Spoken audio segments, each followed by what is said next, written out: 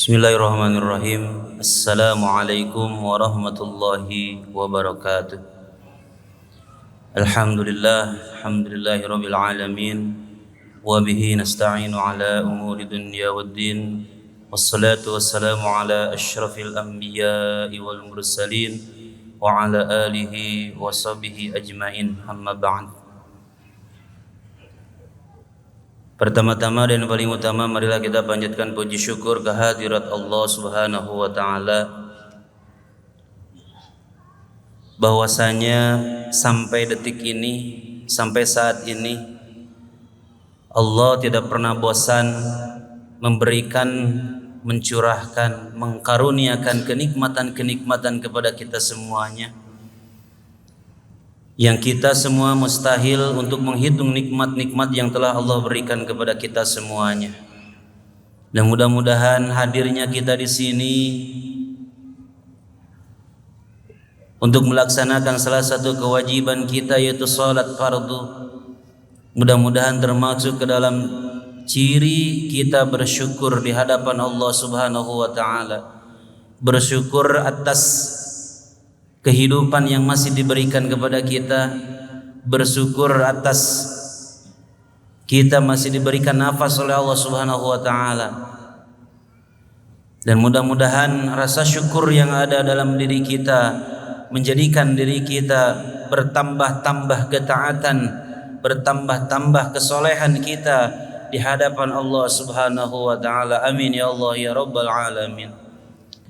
Salawat dan salam semoga tetap tercurahkan ke baginda besar kita, habibana wa nabiyana wa maulana Muhammad sallallahu alaihi wasallam, tidak lupa kepada keluarganya, para sahabatnya, para tabi'in, para atba'ut tabi'in, dan mudah-mudahan kita semuanya yang sampai saat ini sekuat tenaga kita, sekuat pemahaman kita melaksanakan, mencontoh apa yang dicontohkan oleh Rasulullah sallallahu alaihi wasallam, dan mencontoh ketetapan-ketetapan yang beliau tetapkan meskipun beliau tidak lakukan, tapi para sahabat melakukan dan ditetapkan oleh Rasulullah sallallahu alaihi wasallam, sehingga meningkatkan amaliyah dan keimanan kita di hadapan Allah Subhanahu wa taala. Amin ya Allah ya rabbal alamin.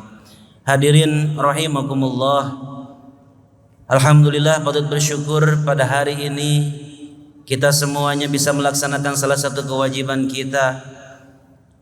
Dan pada bulan ini, di bulan Rajab ini, salah satu bulan yang dimuliakan oleh Allah Subhanahu wa taala, senantiasa tidak pernah berputus asa untuk menggapai dan mengharap keridhaan Allah Subhanahu wa taala.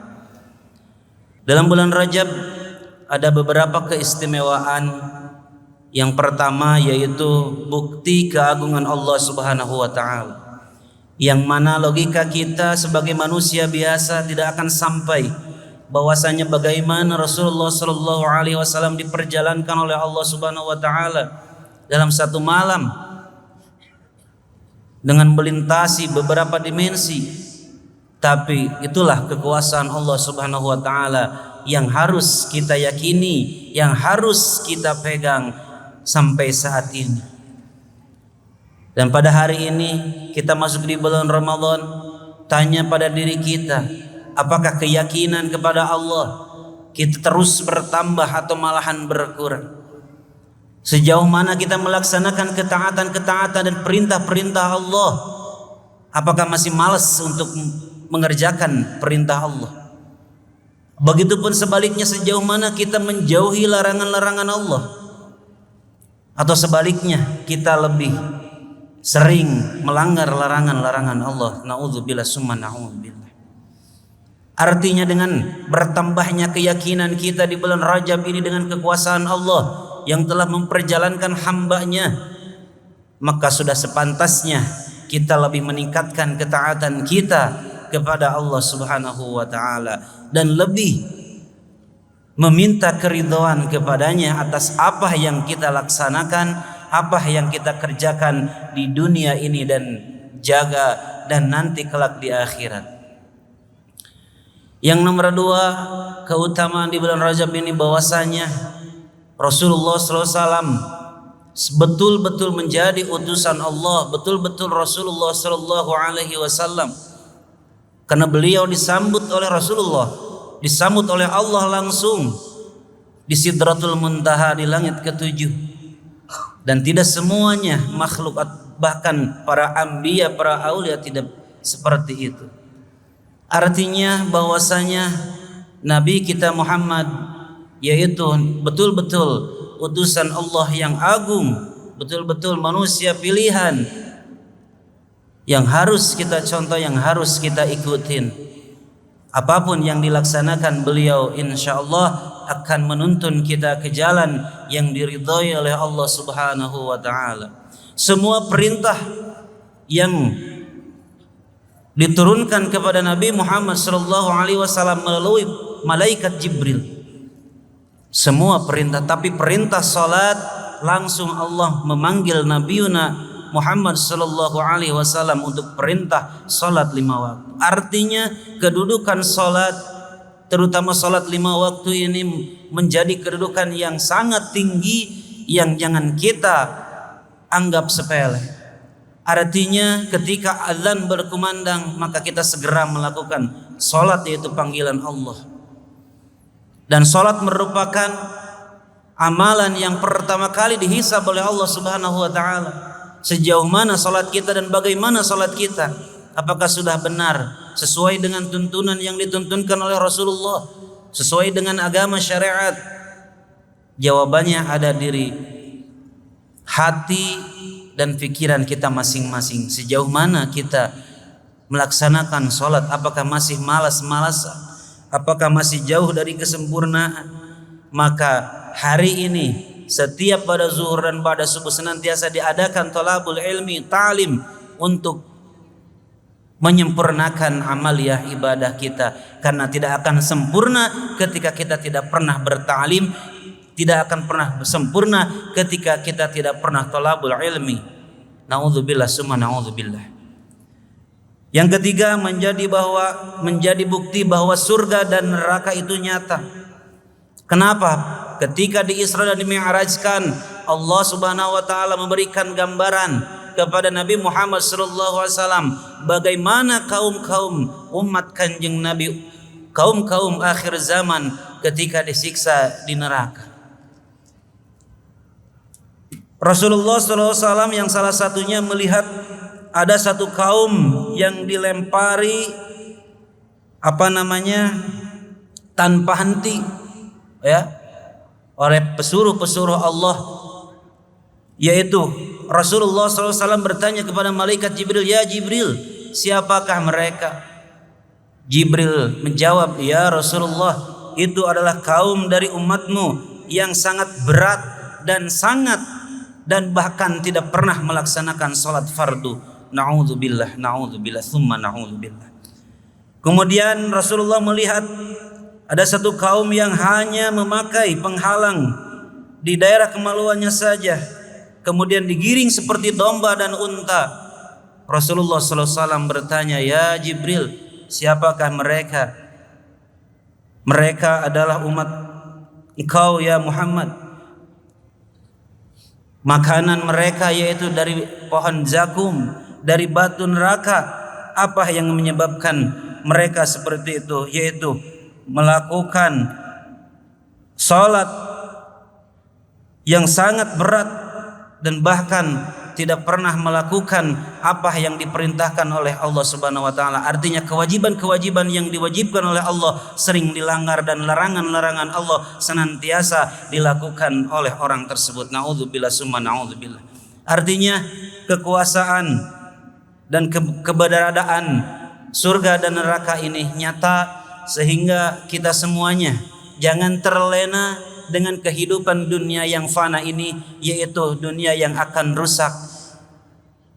Apakah kita ridho ketika dunia rusak dan kita pun ikut rusak, sehingga tidak akan merasakan kenikmatannya, manisnya keimanan nanti di akhirat? Na'udzubillah summa na'udzubillah. Artinya biarkan dunia ini rusak, tapi hati kita, tauhid kita, ibadah kita senantiasa terjaga dari kerusakan, sehingga mendatangkan kenikmatan dan karunia dari Allah Subhanahu wa taala. Dan yang terakhir yaitu bahwasanya menjadi bukti bahwa Allah mampu melaksanakan segala sesuatunya di luar kehendak hambanya. Ketika kita bersungguh-sungguh melakukan segala sesuatu, maka Allah pun akan sungguh-sungguh mengabulkan apa yang kita citakan. Tapi sebaliknya, ketika kita hanya lahwun la'ibun, yaitu hanya bermain-main, bersanda gurau dengan apapun yang kita lakukan, maka Allah pun akan demikian. Karena Allah sesuai dengan prasangka hambanya. Begitupun ketika kita mau berangkat ke tanah suci, ketika kita menghakimi diri bahwasanya kita manusia yang tidak mampu, maka sampai kapanpun Allah tidak akan memampukan kita.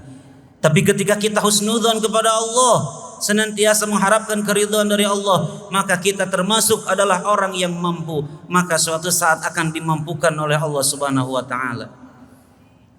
Maka dari itu selalu berpikiran positif, selalu berhusnudzon kepada Allah Subhanahu wa taala, sehingga kita semua dijadikan hamba-hamba Allah, dijadikan hamba-hamba yang terbaik, dijadikan hamba-hamba yang dapat menikmati kenikmatan dunia dan kenikmatan akhirat.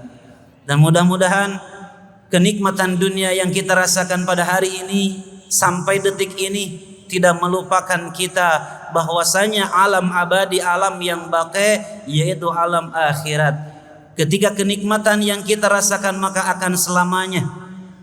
Ketika kesengsaraan kita maka akan rasakan selamanya juga. Tapi jangan khawatir Bapak Ibu semuanya, bahwasanya kita sebagai umat Kanjeng Nabi, kita akan mendapatkan syafaat ketika kita dosa-dosa kita dicuci oleh Allah di dalam neraka, dan ketika sudah selesai, sudah suci, sudah bersih, maka mendapatkan syafaat untuk dimasukkan ke dalam surganya Allah Subhanahu wa taala.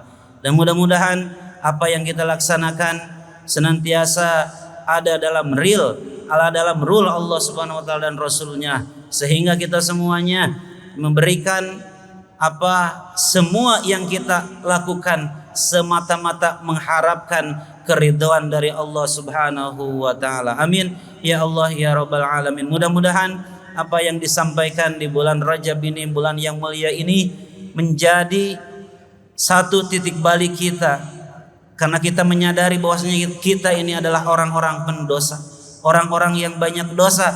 Dan di momentum ini, di bulan Rajab ini, sambil kita menunggu datangnya bulan Ramadan, kita bersihkan diri ini dari dosa-dosa, yaitu dengan memperbanyak zikir, memperbanyak istighfar kepada Allah Subhanahu wa taala.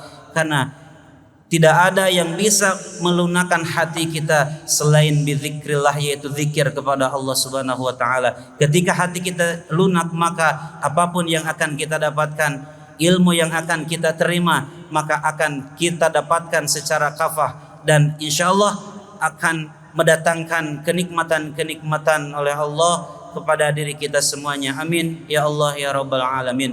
Akhirul kalam, wallahul muwaffiq, al-'afwu minkum, astaghfirullah li wa lakum, wallahul muwaffiq ila aqwamit thariq. Assalamualaikum warahmatullahi wabarakatuh.